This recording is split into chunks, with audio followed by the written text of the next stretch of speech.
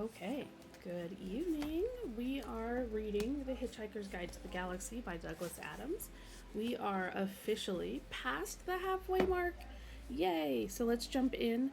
Chapter 18.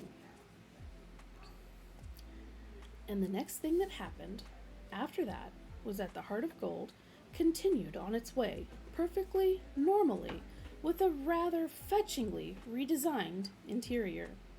It was somewhat larger and done out in delicate pastel shades of green and blue. In the center, a spiral staircase, leading nowhere in particular, stood in a spray of ferns and yellow flowers. And next to it, a stone sundial pedestal housed by the main computer terminal. Cunningly developed lighting and mirrors created the illusion of standing in a conservatory overlooking a wide stretch of exquisitely manicured garden. Around the periphery of the conservatory area stood marble-topped tables on intricately beautiful wrought iron legs. As you gazed on into the polished surface of the marble, the vague forms of instruments became visible. And as you touched them, the instruments materialized instantly under your hands. Looked at from the correct angles, the mirrors appeared to reflect all the required data readouts, though it was far from clear where they were reflected from. It was, in fact, sensationally beautiful. Relaxing in a wickerwork sun chair, Zaphod Beeblebrox said, "What the heck happened?" "Well, I was just saying," said Arthur, lounging by a small fish pool. "There's this improbability drive switch over here." He waved it where it had been. There was a potted plant there now. "But where are we?"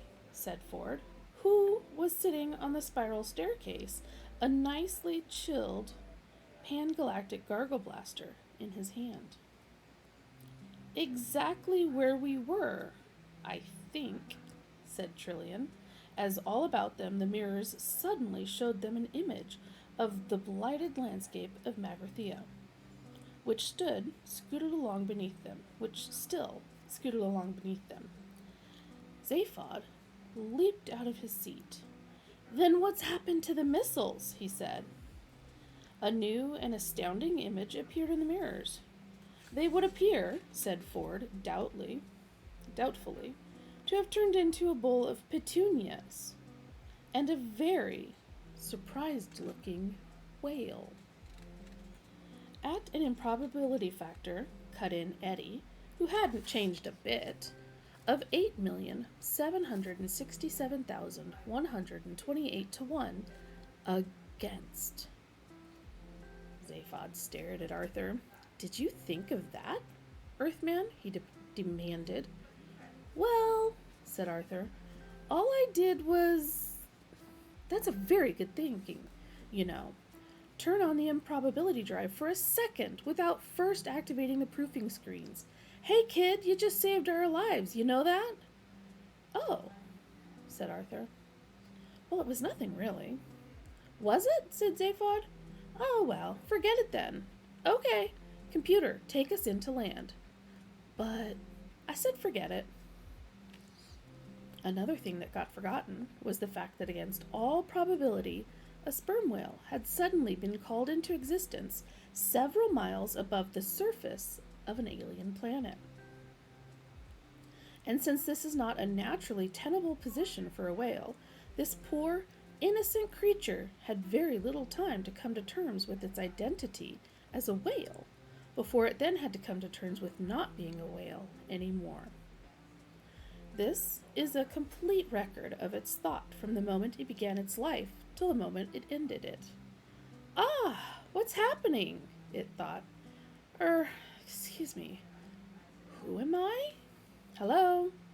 Why am I here? What's the purpose of my life? What do I mean by who am I? Calm down. Get a grip. Ooh, this is an interesting sensation. What is it? It's a sort of yawning, tingling sensation in my... Well, I suppose I'd better start finding names for things if I want to make any headway in what What, for the sake of what, I shall call an argument, I shall call the world. So let's call it my stomach. Good. Ooh, it's getting quite strong. And hey, what about this whistling, roaring sound going past what I'm suddenly going to call my head?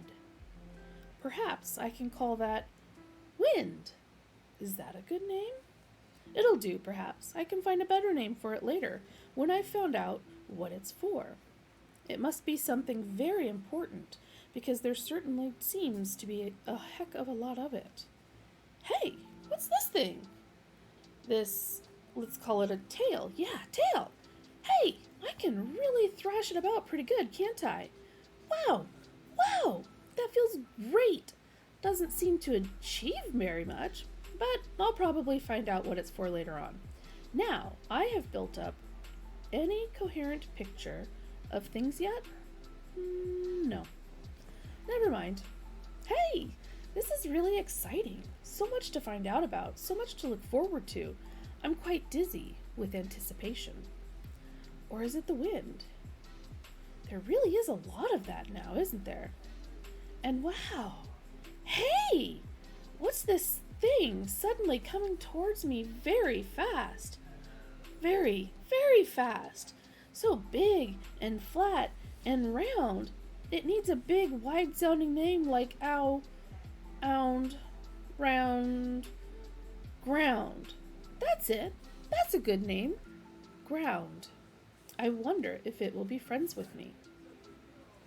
And the rest, after a sudden wet thud, was silence. Curiously enough, the only thing that went through the mind of the bowl of petunias as it fell was, oh no, not again.